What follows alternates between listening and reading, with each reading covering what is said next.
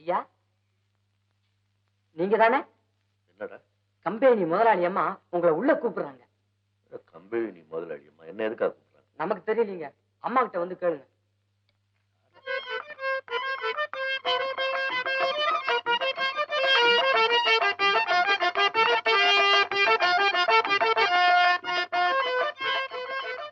வாங்க வாங்க. என்ன சிக்கலாரே, சுகமா இருக்கீங்களா? பழைய பேரை சொல்லி உனக்கு கூப்பிடாதீங்க. நான் இப்ப ரோசா ராணின்னு பேரை மாத்தி வச்சுக்கிட்டு இருக்கேன். என்னது? ரோசா ராணி. ரோசா ராணியா? நம்ம ஊருக்கு ஒரு பேரா? என்ன பண்ண சொல்றீங்க? என்ன போல ஒரு ஆட்டக்காரிக்கு உபகாரம் பண்ண போய் அந்த விவரம் கிட்ட மனுஷன் இருக்காங்கல்ல, யார்? நாகலிங்கம்மா? அந்த பட்டக்கார போயிட்டா நரிப்ப எடுத்துக்கின்னு என்ன வெட்டுறதுக்கே வந்துட்டாங்க. அப்புறம் பிறகு என்ன மனசு உடைச்சு போய் இப்படி பேரை மாத்தி வச்சுக்கின்னு ஊரூரா பேயா கிடக்குறேன். வருத்தப்படாது. கள்ளங்கபடம் இல்லாதவனி. உனக்கு துரோகம் செய்யறவன் இந்த உலகத்துல நல்லாவே இருக்க மாட்டான். ஒரு வேச்சு என்ன பொண்ணா செம்ம எடுத்தவள துன்பப்படுத்தி பாக்குறதே ஆம்பளை எடுத்து பழக்கமா போயிருச்சு. அப்படி எல்லாம் சொல்லாது.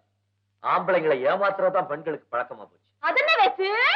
ஆம்பளைங்கதே நினைச்சு நினைச்சு பேசுவாங்க, மாறிடுவாங்க. பொம்பளை அப்படி நினைக்காதீங்க. மனசார ஒருத்தர் நினைச்சுட்டாங்கன்னா கட்ட வேகிற வரைக்கும் மாறவே மாட்டாங்க. இல்ல, உன்கிட்ட உண்மையை சொல்றேன். அந்த மோகனா மேல நான் என் உயிரையே வச்சிருந்தேன். யாரு? திருவாளூர் மோகனாங்கியா? அவங்களே நான் காப்பாத்தினேன். ஏன் காப்பாத்தினேன்? ஏன்? அவ என்ன மோசம் பண்ணிட்டாச்சு. அவசரப்படாதீங்க ராசால, திடீர்னு ஒரு முடிவுக்கு வந்துடாதீங்க. அந்த மோகனாங்கி இருக்காங்களே, அவங்க நல்லவங்க. என் மனசுக்கு ஒண்ணும் குத்தமாவே படல. நீங்க என்ன நினைக்கிறீங்க? மண்டு. ஏன்?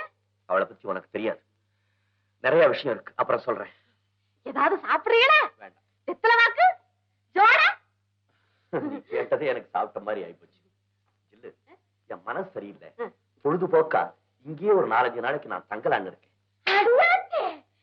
என்ன இப்படி கேக்குறீங்க? ஒரு 5 நிமிஷம் நீங்க எங்கனையாவது வாசிக்க மாட்டீங்களான்னு அவன் தவம் கிடக்குறேன். 5 நாள் நீங்க எங்க இருக்கிறீங்கன்னா இந்த செம்மையும் போட்டு புண்ணியம் செஞ்சிருக்கணும். தங்கமா இருக்கு. சடத்தையும் பாக்குறீங்களா? அடியாத்தே, நீங்க அங்கன போய் உட்காராதீங்க. உங்களை பார்த்தா எனக்கு பாட்டும் இல்ல ஆட்டமும் இல்ல. இங்கன உள்ளே இருங்க. ஐயாவுக்கு டேஜ்லயே ஒரு சேர போடுற. வரதா, நீ பெண்ணா பிறக்கல. அதனாலதான் என் வேதனை உனக்கு புரியல. நீ இப்படி வேதனைப்படுற, இத புரிஞ்சிக்காம அந்த வெங்கடப்பன் கோச்சிட்டு போயிருக்காரு. இது நல்லா இருக்கா? அவர் மேல எந்த விதமான தப்பும் இல்லை. வீட்டுக்கு வந்ததுக்கு அப்புறம் தான் எல்லா விஷயமும் எனக்கு புரிஞ்சது. நீ என்னதான் புரிஞ்சுக்கிட்ட? அதத்தான் சொல்ல கேட்பான். அவளோட என்ன பார்க்க வந்திருக்காரு.